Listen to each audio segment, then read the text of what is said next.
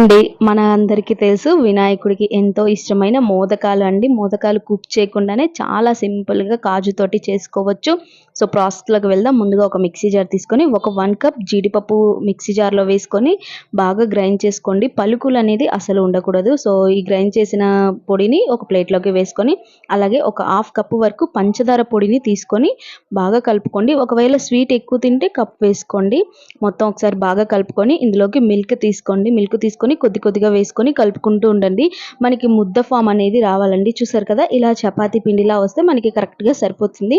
ఇప్పుడు ఒక మౌల్ తీసుకొని మౌల్‌లో చుట్టూ నెయ్యి రాసుకొని ఇప్పుడు ఈ పిండిననేది మనం కొంచెం కొంచెం పెట్టుకోండి. ఒకసారిగా స్టఫ్ చేయకుండా కొద్ది కొద్దిగా తీసుకొని మధ్యలో కొంచెం జీడిపప్పు కూడా వేసుకొని మళ్ళీ దాన్ని క్లోజ్ చేసేయండి. సో, ఇంతే అండి. చాలా ఈజీగా సింపుల్ మెథడ్‌లో మనం కుక్ చేయకుండానే మోదకాలనేది ప్రిపేర్ చేసుకోవచ్చు. టేస్ట్ కూడా చాలా బావుంటుంది. చూసారు కదా! ఎంత చక్కగా మనకి బాగా వచ్చిందో.